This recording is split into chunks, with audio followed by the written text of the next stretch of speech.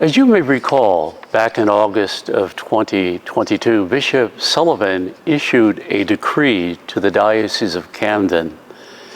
In that decree, he challenges us and mandates us to reflect on our Mass schedules going into the future.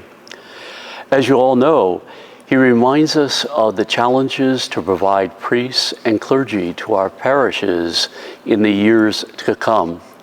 In his letter, he says, "I first wish to address the concern I have of quantity over quality.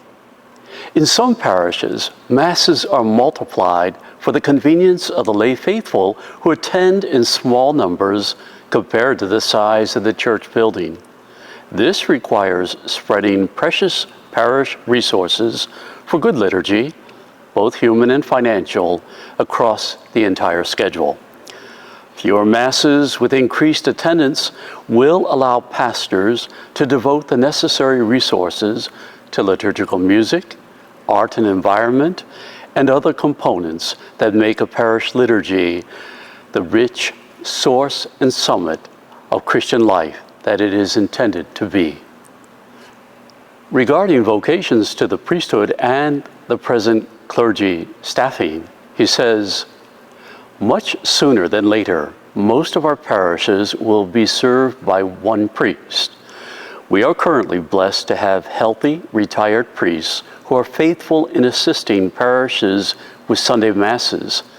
However, their numbers are dwindling, as is the overall number of priests serving in the Diocese of Camden.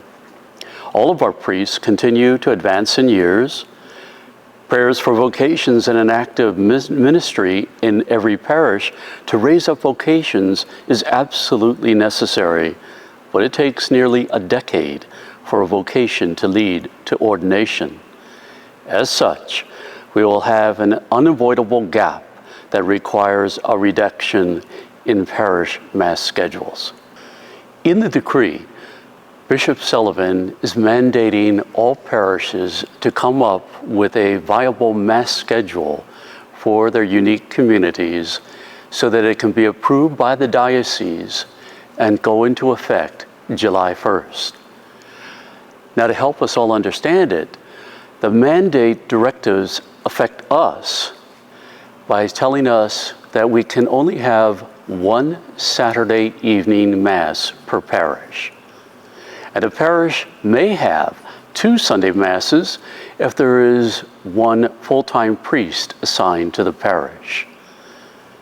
A parish may have 1 additional Mass on Sunday per full-time or part-time priest assigned to the parish, as long as those Masses have an attendance of 60% of the capacity of the church. A change in the Mass schedule will need to be made when staffing changes at the parish. In the parishes with only 1 priest, the parish weekday Mass may reflect the pastor's day off by having no Mass scheduled on that day, and in addition, when the pastor is on vacation, the weekday Masses may be suspended. Eucharistic services are not to be conducted on those occasions.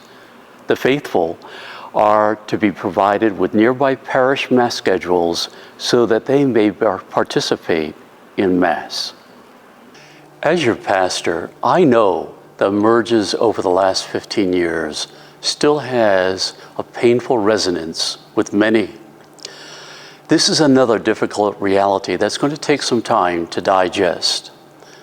Our staff, Pastoral Council, and Finance Council have made 2 recommendations to the Diocese of Camden.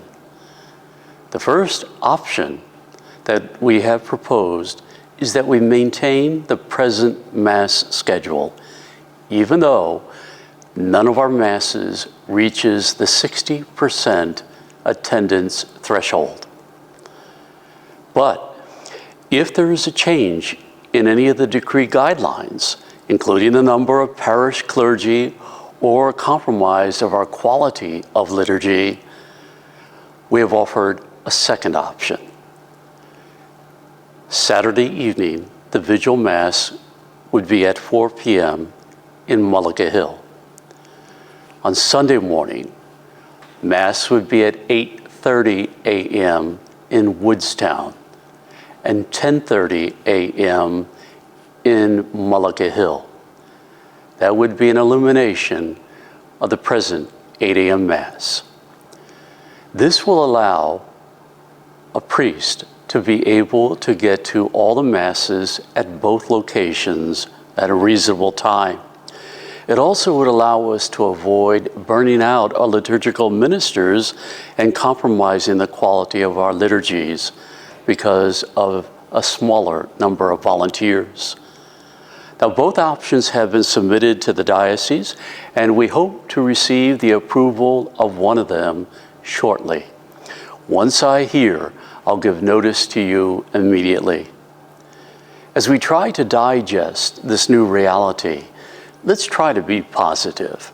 And one of the positive things we can do is pray for vocations. But not only just pray for our vocations, but maybe to approach a young person or even an older person and say, you'd make a great priest or a great deacon.